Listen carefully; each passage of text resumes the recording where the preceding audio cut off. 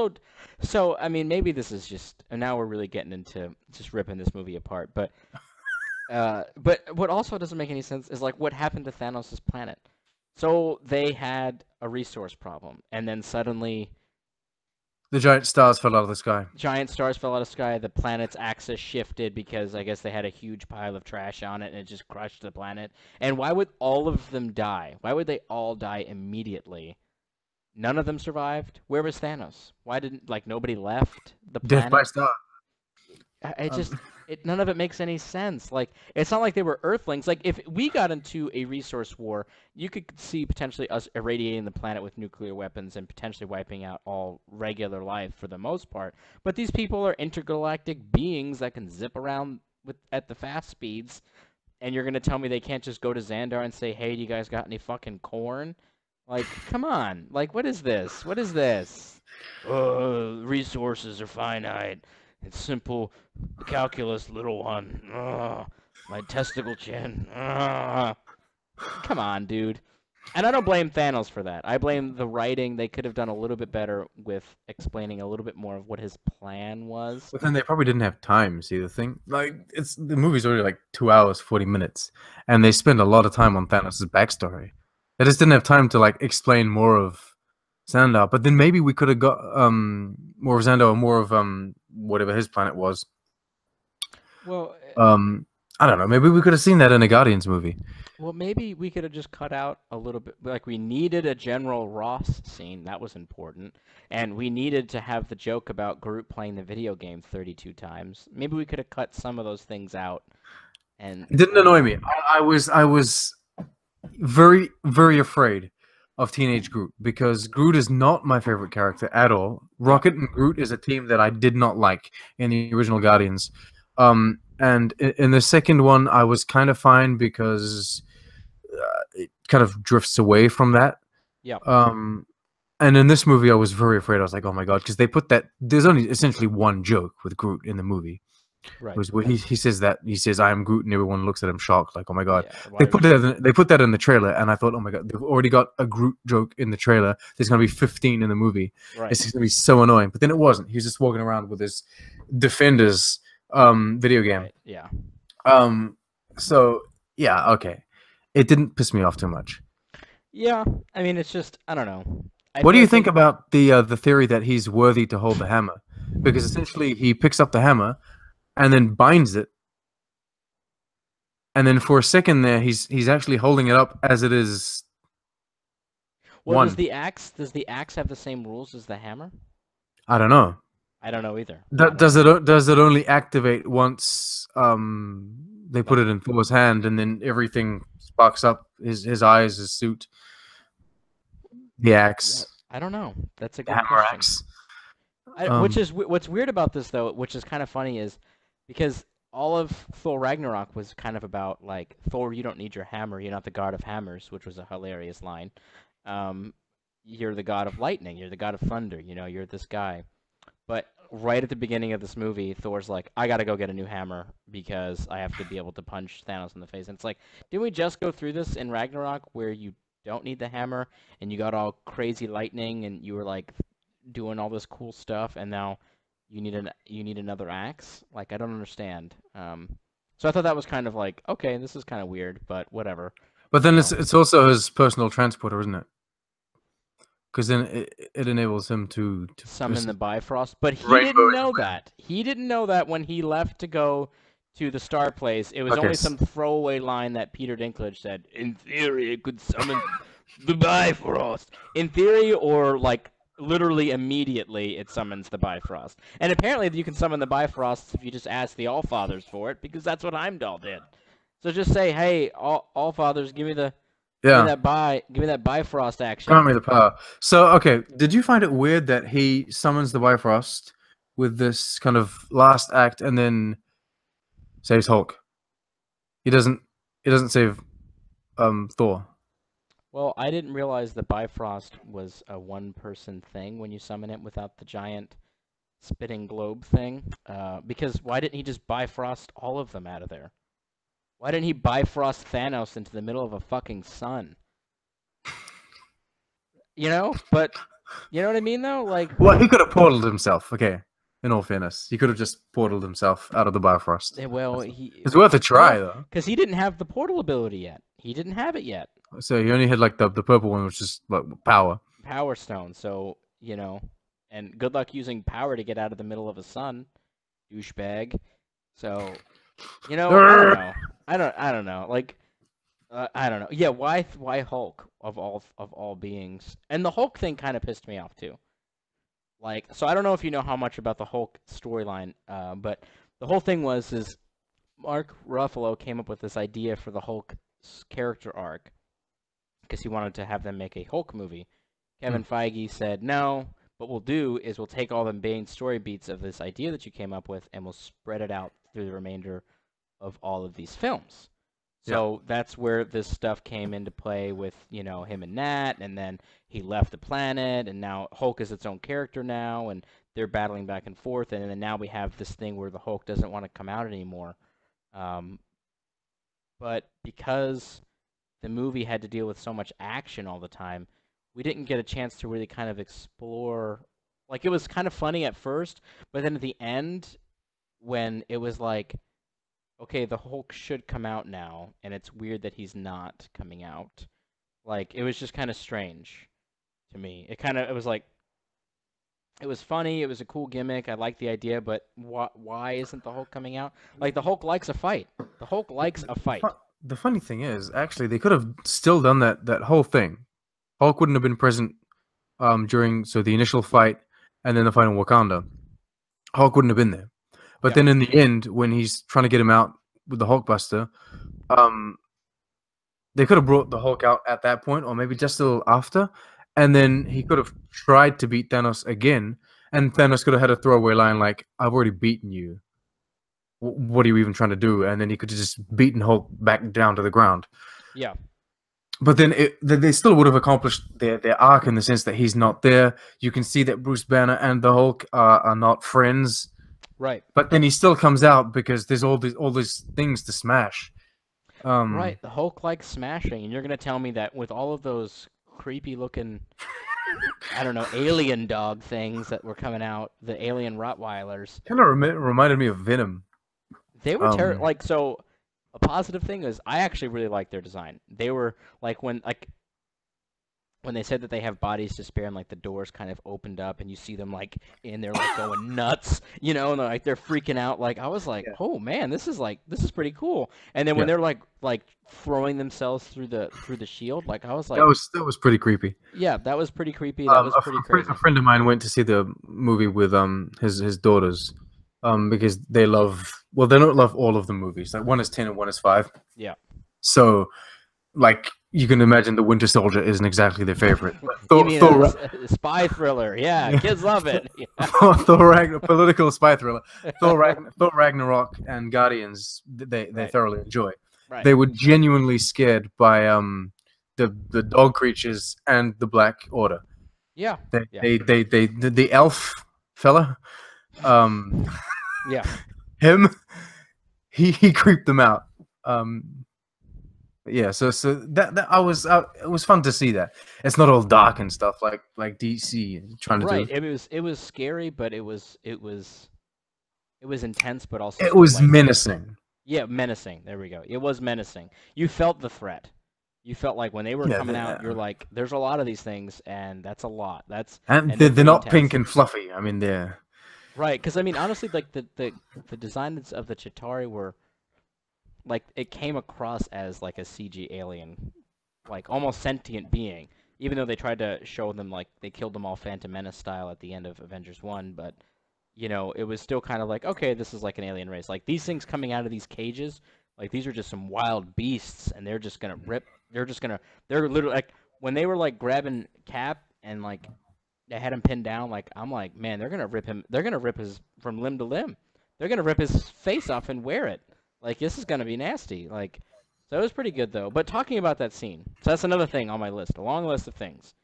Ooh. One other thing that popped up for me, and it bothered me the first and second times I watched the movie, because I just kept thinking about it, was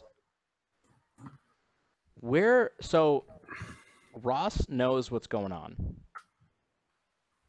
We had that scene, and I thought that there was the reason for that scene was to set up later on that either Shield, some variation of Shield remnants, or the fucking United Nations, which was a huge part of Civil War, was going to send modern military to help defend Wakanda because they know what's going on.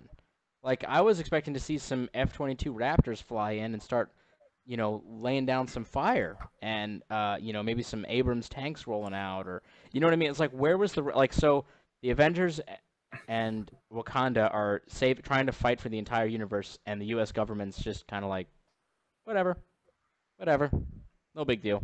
We'll just hang out here. Like, so we got this guy, which is he's the Ross from way back in like Ed Norton. Incredible Hulk. Yeah, the Incredible Hulk. Yeah. Because there's the other Ross, which is Martin Freeman. He's Everett Ross. Yeah, not that Ross. Which yeah. they're both called Rosses, but they're not related.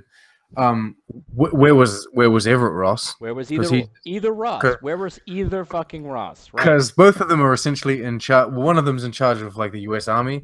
The other one's in charge of the Avengers, essentially. Like the new Shield, which isn't Shield. It's just like the UN. Right. Well, they were all over it in Civil War. That's my thing. Is like they were all over the place. They had that crazy prison out in the middle of the sea. They had all these forces, and they were all over Bucky Barnes for murdering a couple people at the UN. But when literal spacecrafts are flying into large parts of the country, all over the world, there's not a mention of modern military forces being utilized. Yeah. So just sit this one out. There's too many aliens. I mean, we can deal with a guy with an arm made out of metal, but not all. Yeah, right. Yeah, but because it's like even in the first Avengers, I mean, this guy's the National purple. Look at him. shows up. Like the army's there in the first Avengers. They're in New York. So you're telling me that there's Captain's no way giving them orders and stuff and helping them out. And there's no I thought it would have been real easy to just put some digital fucking Raptors in there and have a scene with like General Ross saying, "The U.S. military's here to help you out, son," and where the hell are my 50 cals, and. But then, isn't that what they tried to do? They tried to like kind of get away from that by sending it all to Wakanda, because you realize that Wakanda, essentially everything that's going on in Wakanda, we see it because we're inside. But from the outside, it just looks like spacecraft are dropping into a forest. All the more reason why they would send somebody to go figure out what the fuck was going on. The U.S. military is gonna go they know these things have just landed. Several spacecrafts are now landing in the middle of Africa for no reason. Something's obviously going wrong. So why don't we go send somebody to go figure it out? Man, I don't know, maybe just send, just a helicopter. One helicopter. Just to go do a quick flyby. Hey, wait. That would have been an amazing scene. Just some random yeah, you know what I mean? Copter. Just like one guy in a helicopter trying to see what's going on. But I also, I put stumbles the same across thing Thanos. Holy shit. Onto Nick Fury and what's her nuts, and like what were they Maria doing? Hill. Yeah, what were they doing? Going to brunch? Like what were they doing? Hanging out in the car, cruising, like come on. I thought okay, in all fairness, I think they were checking out what was going on in New York, because essentially if you think about it from an Earth level, what happens is some sort of shit portal opens up in New York. Shit happens very quickly, and then it just stops. Another portal opens up in Scotland. Yeah. Shit happens and disappears. And then a while later, just some random place in Africa is attacked. So I think they're just checking out what happened in New York, like what the hell's going on, and then everyone disappears. That's implying that Samuel Jackson doesn't know about Wakanda, which I'm sure he does. He's Nick Fury. Yeah, because he's level 7, right? Right. He's got his eye on Wakanda. So, I don't know. Like that's. I don't know. It's just I don't know. It was just kind of because like even at the end of Ultron, like he shows up with a friggin' shield helicarrier out of nowhere. You know what I mean? And it's like it's just all of a sudden. It's like it's not like he got an email from Tony Stark saying, "Hey, bring the helicarrier," just in case the off chance. In the off chance Ultron decides to take the city and fly it into the sky, bring the helicarrier. Bring it. You I know, mean, come you got to on. be prepared for absolutely everything. Maybe, There would have just been maybe, it would have been great a if they city is just gonna fly. you just have a few U.S. military guys, maybe even just some special ops guys. Maybe they Halo jumped in, and that would explain why they didn't have like a full military force because they didn't have time to get it over there. Maybe just some Halo guys. But then you could have had a cool scene where he's no longer Captain Steve Rogers because he's a war criminal now, and he's gone against the U.S. government. But he could have had a really fun scene where maybe like the U.S. soldiers arrive and he's like, "I'm not a captain anymore," and they're like, "We'll follow you anywhere, Cap." And like one of them like maybe pulls out the shield and kind of throws it at him, and he catches it, and then now And you know then what I that guy mean? gets his face immediately eaten. Well, I mean that's different. I mean, Because, listen, you want to fight because with wild space dogs? That's what's gonna happen. That's what yeah. happens. In all fairness, had they added any of these elements, um, they wouldn't have helped in any way. I mean They that's they true. would The have been U.S. overpowered military. completely. That's true. Yeah. It would have been completely useless. I mean, that being said, I do enjoy. Okay, so I know this isn't the most loved of MCU movies, but The Incredible Hulk is amazing in the way that it shows Hulk's strength because he's not just randomly hitting helicopters or doors or buildings and stuff like that. He's hitting people. He literally throws a guy, well, the bad guy. He throws him against a tree, Yeah. and it takes him a second, no effort whatsoever, and the guy is just a ragdoll Yeah. just destroyed against a tree. And there's a lot of violence in this. It's probably one of the most violent MCU movies there is, where he's just wrecking people and destroying things. And I love to see how powerful these people really are. And so it could have been interesting to have people that aren't, vibranium infused Wakandans and superheroes. Just have people try to fight this, and then see really how deadly all of these enemies are. It kind of it gives you a better idea of how strong your heroes are. Right. Well, Though, it's like the Olympics effect. If you watch the Olympics and you see all of these Olympians running around a track, it's like whatever, not a big deal. They're all running. yeah, But you get a regular dude, my fat ass out there, I'm gonna be puffing and wheezing, way back there, and then you're gonna be like, man, these guys are way better than I thought they were, because you have yeah. that juxtaposition between the two skill sets. But yeah, if you have You need everybody you who's need a a Pete. badass, right? You need a Pete. You need a Pete. And if without Pete, it doesn't look nearly as heroic. Yeah, Yeah, I mean, I you don't need know. like something to compare to. It wouldn't have been that much. Hire a couple extras, throw them in some Army Ranger uniforms, have them jump in. You know what I mean? Like, it wouldn't have been that much extra. But another thing, talking about the same sequence, that I don't know why this grinds my gears too. Why the fuck? Why the fuck does War Machine still have the same outfit from Iron Man 2? Okay, so I watched Iron Man. So I watched them all over Yeah, a long period of time, but I most recently watched Iron Man 1, 2, and 3, and then Hulk, before Infinity War. And it's funny because so he has a Mark II. War right. Machine has a Mark II with enhanced guns. Hopefully not the same guns as he equipped that didn't work. Oh, yeah, Um, you mean the ex-wife? Yeah, yeah. yeah, yeah. So he's still got a Mark II, but technically he actually stole that suit in Iron Man 2 Correct. and just never gave it back. And so I think that it's very much in character for Tony Stark to not upgrade his suit because it's stolen. And if War Machine were to give him the suit, like, hey, upgrade this, then Tony Stark would just never give it back. He'd just keep it. I agree. I would have agreed with that. Because he doesn't need to upgrade that suit. He needs to build a new one. I mean, Right. He needs a new he's got suit. like he's got Mark 42 in or what is it, Mark 47? What is it in Right. Iron Man 3? And then essentially this one, which is nanotech, is essentially it's take all of the suits that you see in the end of Iron Man 3 and mix them together into one suit. Yep. And that's what he has. And he's leaving Rhodey with like a Mark 2. So I think he's still holding a grudge about the fact that the suit was stolen. I Because he's already upgraded Spider-Man like twice at least. yeah. Why does Spider-Man get a spacesuit, but Rhodey, who literally became a lifetime cripple during Civil War, fighting Tony's battles for him, And he's like, "Listen, I'll give you magic space legs, but I'm not upgrading the suit. You can still It, sit inside the suit." in what conceivable world as well did Iron Man think that Spider-Man's suit needed to be space capable? No, I mean, yeah. All of his a own sudden, suit, fine, because he went to space once, and so that traumatized him.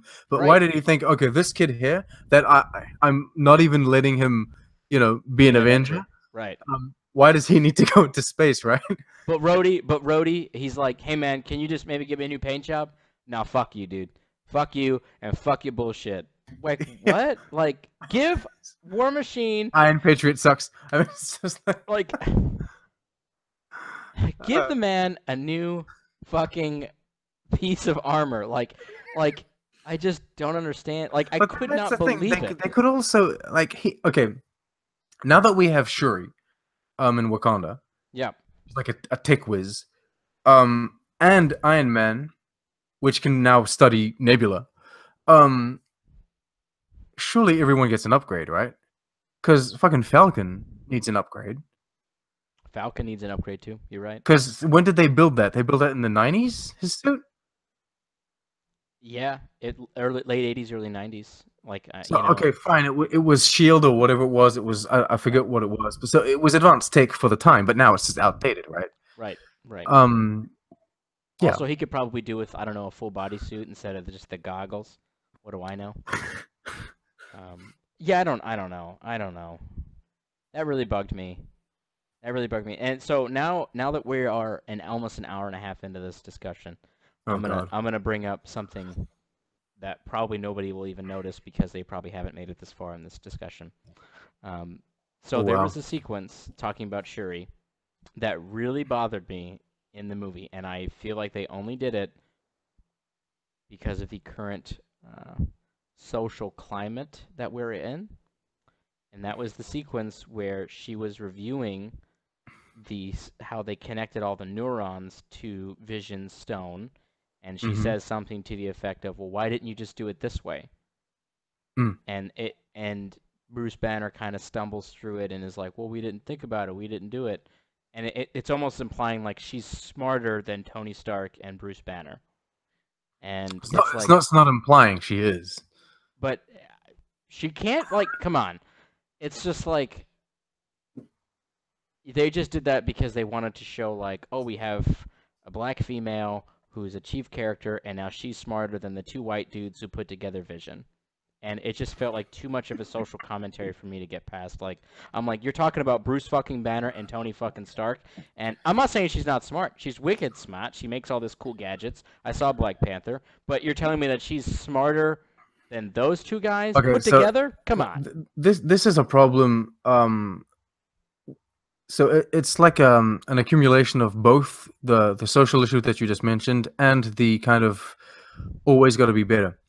Because you'll notice that every time they make a movie like this, then like the heroes get an upgrade, the villains become bigger, and you're kind of in this situation where everything's always got to be better and better and better. And to the extent where up until Infinity War, all of Iron Man's upgrades made sense to me. This time it didn't. It was just like, why the fuck is this so advanced now? He can do literally anything with his suit. Yeah. This shit is directly from. This is Guardian's tech. This is not human tech. Right. No one should have that kind of, because if Tony Stark has that kind of tech, then Pepper should have it, which means they should be selling it at least to the world. Yeah. I don't understand why the humans are so outdated. Like, we're still with our fucking iPods and shit. And these guys, yeah, and these guys have these insane. I don't know. It's so they keep on upgrading, and I think they just. I felt like they did that with Shuri, and then of course the fact that she's kind of like a popular character, being black and female. They use that, Yeah. to promote. Okay, so here's the thing. I don't have so much an issue with Shuri like that because simply because I'm not objective. I love the character. I think she's the standout character from Black Panther, and Yep. I kind of feel like she's the one that's going to wear the Black Panther suit. Well, no, she can't wear the Black Panther suit because Black Panther disappeared with his clothes. Well, we haven't gotten to the theory crafting yet. Okay, I got true. I got some theories on Anyway, that. Yeah. so yeah, no, so I love Shuri, so I don't really blame her on that. Going into your social commentary thing, going into you know, uh, power to various ethnicities, well, pretty much anyone that isn't white in the current political climate. It's interesting to see that there are basically no side characters. There are no secondary characters on the poster, except for pretty much everyone from Black Panther, and there's Wong, also Doctor Strange. From Doctor Strange. Yeah. Um, yeah, I don't know. Which ultimately Wong didn't have much of a part in the movie, anyways. He didn't need to be there, other than for them to put him in as a cultural diversity piece. I mean, he had his funny line, but you could have had just Doctor Strange I walking down the stairs and having Bruce Banner fall through the roof alone. yeah. Like you didn't need. But now it's just like, well, we It need to makes have sense more that people. Wong is there, though. It makes sense that he's there, and then it's kind of cheesy the way he goes back. Like, I need to protect the sanctum. Yeah, okay, fair enough. He needs to protect the sanctum because Dormammu might be coming. But then, what are you gonna do? Right. You know, Sanctum. against Who cares about Dormammu the anyway. sanctum? The time stone's gone. Like, what's in the sanctum? Books? Yeah, Fuck off. Yeah. um, yeah, but they put a lot of Black Panther characters on the poster. But then I kind of feel like it was the most successful movie that wasn't an Avengers movie, and so they kind of wanted to bank on that. Um, I mean, without looking at it from a political or social standpoint, just on a, you know, this is the most successful movie they've made. That isn't an Avengers movie. Right. You're gonna put those characters there, I mean, but then you don't have Yeah. Spider-Man's sidekick, on the poster. Right. I get it though. I get why Fat they Fat put them Joe. in I there. don't know what he's called, but Yeah, fat kid, fat Hawaiian kid. I don't know. He has a name. That's really but bad. like, okay, so M'Baku is kind of useless in this movie, right? Right. He's there. I just don't really see why. But anyway, Right. He's there. Yeah.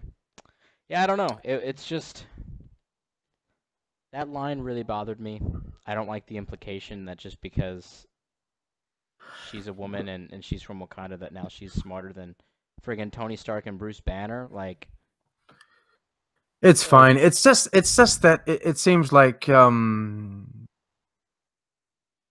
don't know. They're gonna do this.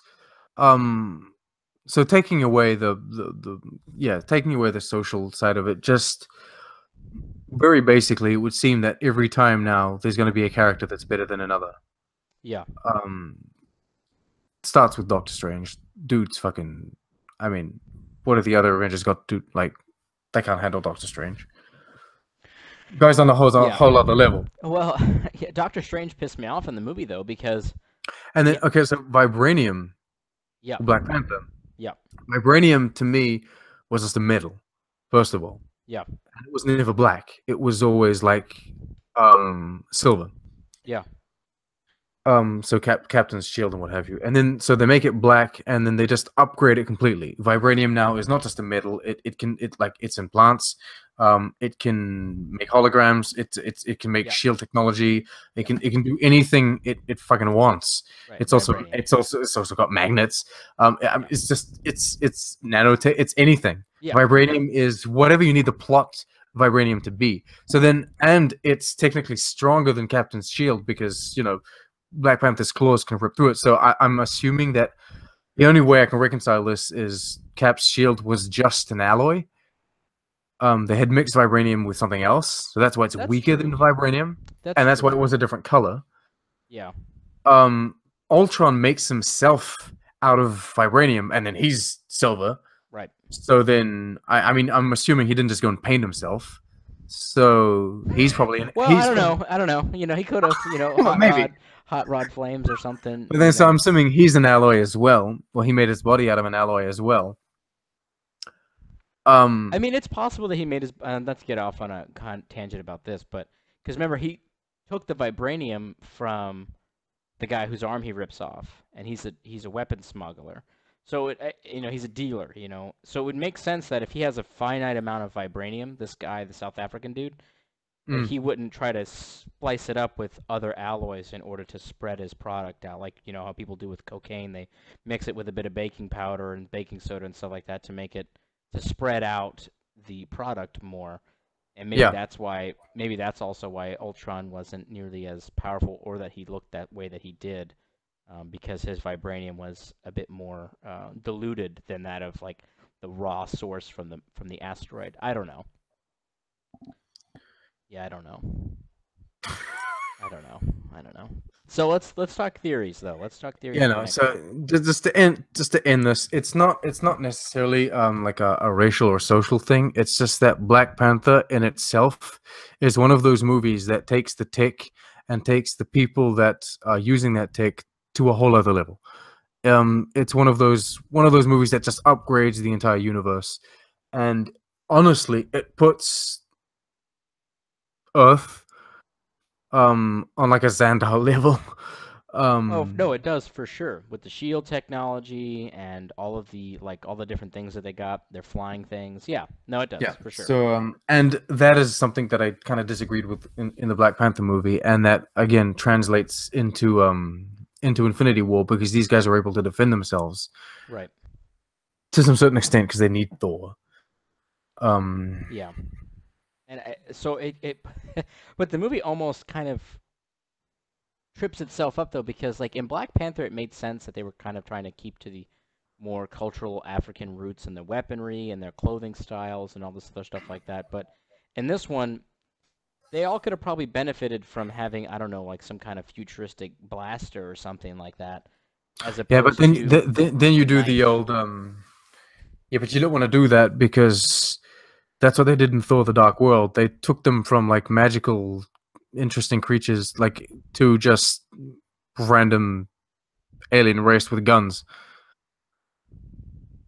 Um, Yeah, you don't want to do that. You want to keep their identity because Asgard used to be very interesting to see. yeah. And then in Thor: The Dark World, it's not. It's just a bunch of people with ray guns. With ray And guns, yeah. I guess so that's true. I guess you that don't is true. really I want guess to I do didn't that think about with it that way. you don't really want to do it with Wakanda too because then it's just okay, Yeah, fine. that's actually a good point. I didn't think about it that way because they do that in the Asgard thing a lot, where yeah they were using the swords and stuff like that, and they kind of redid that a little bit in Ragnarok, where Mm. it was like they were all like lined up ready to kill a old girl, but they all had like swords and stuff. Like nobody was standing there with a big ray gun bazooka. So I guess that does make sense. Yeah. So okay, I'm with you there. I'm tracking with your packet. So all right. So let's talk about theories for part two. What do you want to see? What do you want to see? Not what you think you'll see. What do you want to see? Um. Okay, so I want to see them reverse whatever it is that they did, whatever it is that Thanos did. Um. I don't know how they could handle this. They would have to do that at the very end because then there's no point in reversing it right in the beginning because then you bring everyone back and then. But I suppose I just want to see like I want to see an Avengers team up because we didn't get an Avengers team up in the first one. We got a lot of characters that we all know, but they were all scattered in the universe doing their own thing. Yep. Now I feel like Thor has his weapon, Iron Man has his information. I don't know, like there's like a kind of team assembled in Wakanda. I feel like everyone should like regroup, reunite, and then go against Thanos. And there should be like this, a really like a dogfight where they just beat this guy to the ground and they really try and destroy him because he doesn't have the gauntlet anymore. It's all melted or burnt or The whatever. gauntlet's fucked. The stones are fine, but yeah, the gauntlet's fucked. Yeah. So yeah, I would like them to do that. But then I don't know how they're going to be able to deal with this because then if you were to have true actual, then I mean I suppose what you would have to do is they would have to go against Thanos on his planet wherever he is, manage to I don't know maybe reforge another glove with Peter Dinklage, use it to snap everyone back. But then you snap everyone back, but everyone's back kind of wherever they were, and so the team that's against Thanos they still have to deal with Thanos alone, and that's where you can get actual deaths. That's where Captain can die. That's where Rocket can die because they're actually fighting Thanos For real. Yeah. for real. Yeah. With him, that's how I would see it. That's how I would maybe do it. I don't know, but then I don't know how they're planning on doing this and how they're planning on bringing them back to life when. Um, because then there's Captain Marvel in the next one as well. Yeah, for Which whatever I reason. feel like Yeah. could do that pretty much on her own. So I don't really. Yeah, we'll have to see how that goes. So I'm gonna hit you with a crazy idea. Crazy idea. What I would like to see them do. I don't think that they'll do this. What I would like to see them do is that they don't bring anybody back. Well, that's not going to happen. Spider-Man 2 is the only confirmed movie of well, that and Guardians 3. They're confirmed movies, so they have to bring them back. But they don't. Do they necessarily have to be in sequential order? That's what they've been doing so far. Each movie's moved the timeline further down the road. We don't know necessarily because if you notice, this is something that kind of But it's hard to say that because they're origin stories. Both Guardians 1 is the creation of the Guardians, and Spider-Man is like the creation of Spider-Man. Can't really go before that. It could go, but we don't know how much time has passed between. Let's see, Thor Ragnarok. We kind of got a good idea between. But we don't know when Thor Ragnarok is taking place in the overarching storyline. That was the most recent one. But Spider-Man: Homecoming, it's not clear how much time has passed from Spider-Man: Homecoming all the way to the Avengers: Infinity War. They could put a movie in between those two things because we're obviously already going to get that. Ant-Man and the Wasp is taking place before Infinity War.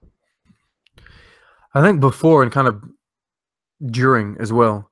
I would assume that Ant-Man and the Wasp are kind of in their whatever realm that they go to, while the finger snap takes place. They're subatomic. Yeah, so that doesn't really affect them or something. I mean, I could try to fight my way through it for each different thing. That's why I just think it would be fun if they kept the characters dead. Because then you could come back with the Black Panther. Because the Black Panther story, like, let's face it, Chadwick Boseman did an alright job as the Black Panther, but he wasn't really a breakout star from it, you know? And you're right, that would be really interesting if the next movie, like they have another Black Panther movie, but the Black Panther is now Shuri. Well, I think Shuri is going to become Iron Man, to be honest with you. Are you being sarcastic, or?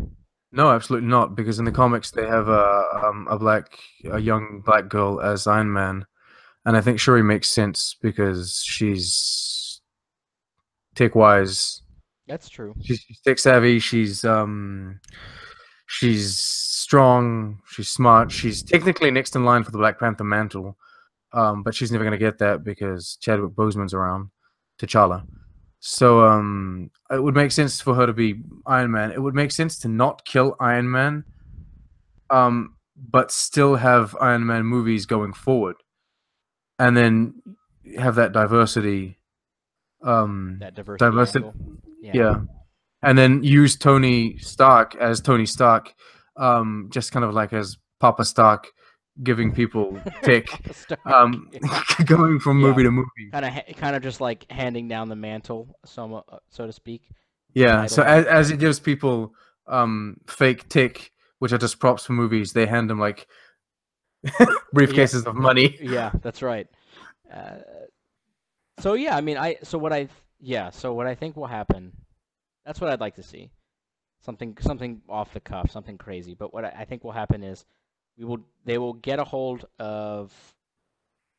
I think what's going to happen is about halfway through the movie, they're going to get the gauntlet, and they're going to snap, and it's going to be Nebula. She's going to use the gauntlet. The gauntlet's going to be basically broken, but she uses it to undo what Thanos did. But because the gauntlet's basically broken, it kills her and destroys the gauntlet completely. So everyone zaps back to where they were before he snapped his fingers. and I think some of the characters are going to remember what happened, like the ones that were left. And I think we're going to get a redo essentially of the final fight that we saw at the big end of this movie. And the reason I say that also is because there was some very specific fight sequences in the trailers that they showed with Cap and all those guys, specifically with the Hulk running around, that were not in this movie.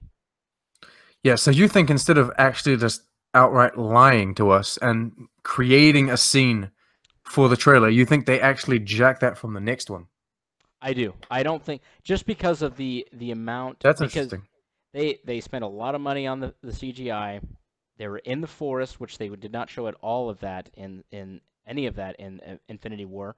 They were all in that grassy field for the most part, except for right at the end. And yeah, they wouldn't spend all the time animating all that stuff if it was just for a 6-second scene in a teaser trailer that they had no intention of actually putting in the movie. Dialogue, different sequences that maybe they shot differently in different areas, with not too much special effects. Yes, but that was a huge, heavy special effects, and you got to have all those actors. You're gonna tell me that you got Chris Evans and you got whoever the Anthony Mackie, whoever the hell plays friggin' Winter Soldier. Then you also got Scarlett Johansson. You're going to tell me you got all these actors and actresses together just to shoot a 6-second sequence that's not going to be in the movie? No, dude. I don't buy it at all. It's bullshit. So I Fair think we're enough. going to redo that fight sequence, and I think that in that scene, because it's in the dense forest, that's actually going to be our heroes and the hero army taking the fight to the threats and actually beating these things back and getting them off the planet. Because now that Thanos doesn't have the gauntlet, because the gauntlet's been destroyed, they rally together and they were able to actually focus on defeating this army as opposed to worrying just about Vision and making sure he doesn't get the stone. That's what I think is going to happen. Fair enough. So so I think that's going to happen about halfway through the movie. I think that's going to happen, and then we're going to redo all these different things, and maybe about a little bit past halfway, then they're going to redo the fight sequence and So you're not redo redoing the Thanos. entire movie or anything. You just essentially you have like the first part of the movie is new movie. Then Right. you redo this sequence, which is just kind of a like a this sequence. Um, they save the day in this sequence, and then the movie will continue on into something else. Correct. Yeah. So it's not a complete replay. It's just there's a moment. Correct. Because Which is fair enough. Because I don't want to see something where they just rewind and say, "Oh no, none of this happened, and we're doing it again." I don't want to see that. no, I don't think that they'll do that. And the reason I say this is going to happen about halfway through the movie is because we're going to quickly wind up with the characters together. We're going to get the thing, and they're going to undo what happened. They're going to win the day. And then I think like the last 30 minutes of the movie is probably going to be ending a lot of the storylines for the characters we've gotten to know for the last 10 Yeah, years. little resolution. Yeah. I don't For like the I think first phase characters. we're going to see provided that provided these characters don't die, because I do think you're right. Some characters are going to die for real. I just don't know which ones. But we're going to see, a pregnant Pepper and Tony having a kid, because they brought that up, that she's going to be pregnant. We're going to see Spider-Man back at his high school doing his thing. We're going to see T'Challa like opening up and maybe using his resources to help fix up parts of the world that got damaged through the Infinity War thing. We're going to see the Guardians getting together and doing their thing and being together with Gamora and hanging out and reminiscing about the good old days. Maybe even potentially helping to rebuild Xandar, and with Thor and stuff like that. Like, we're going to wrap up a lot of these characters and set a few things up for the future, but also close off a lot of things, and kind of curtail those things off and be done with them. Like, that's just that.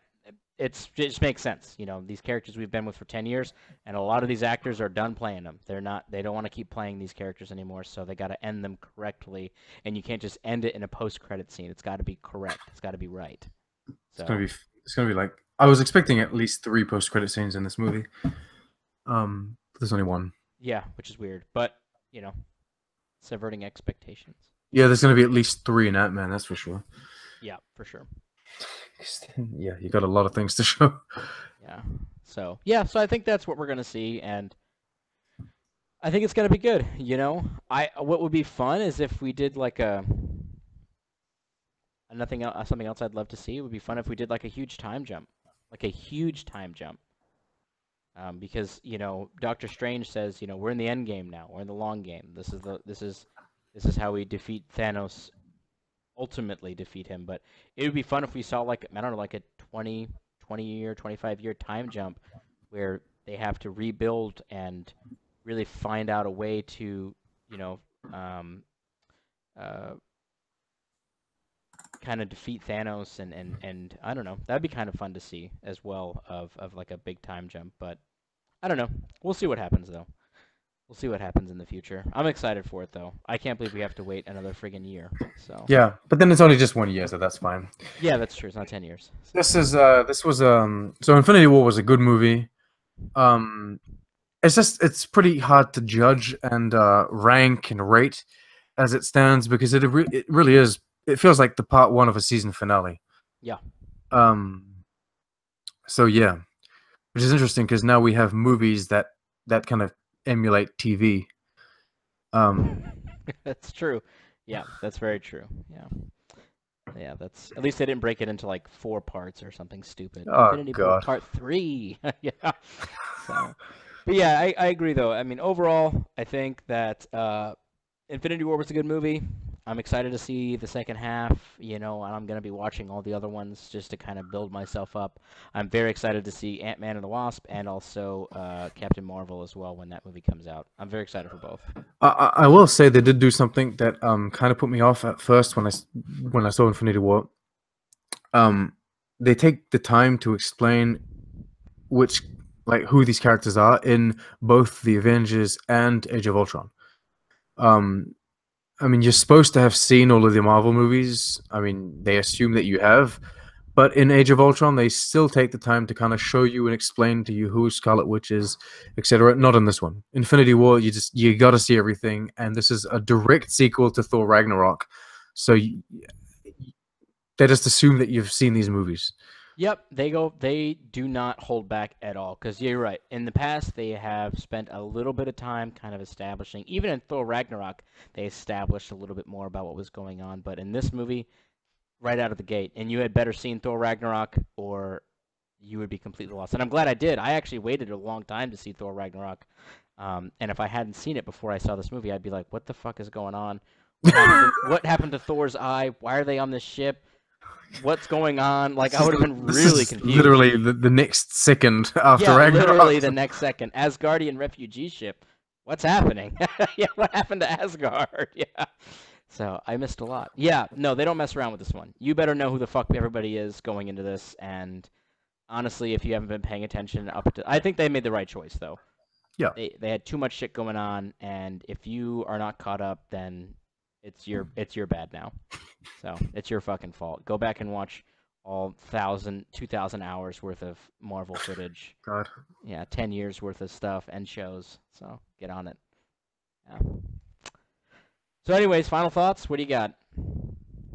Well, that was pretty much it. I enjoyed it. I enjoy talking about it. And I'm looking forward to seeing the epic conclusion of this. Yep. Yeah, cool. I echo all those things. Same things. I agree 100%. So we'll see what happens in a year from now as they slowly build us up for Infinity War 2, and we'll see what's up. I can't wait for the first trailer, too. It's going to be great. Yeah. It's going to be good. So, all right, cool. Well, that's going to wrap up our hour and 40-minute discussion about It almost was as long as the movie. Dear Lord. Yeah, I know. So that's crazy. But we both hope that you guys and gals like this film and liked our discussion, and throw up what your ideas and thoughts are down below in the comments. Please be sure to throw a like and a subscribe up on my channel, and also a like and a subscribes up on the old Trek on the Tubes channel as well. I know this is a little bit off of our normal viewing kind of content, but we figured this movie was important enough for us to sit down and talk about. We were eager to talk about it, and we're eager to hear what you guys have to say. So anyways, thanks for checking out this video. It seems weird to do my normal outro right now, so with that in mind, I will just say we'll see all of you guys and gals next time.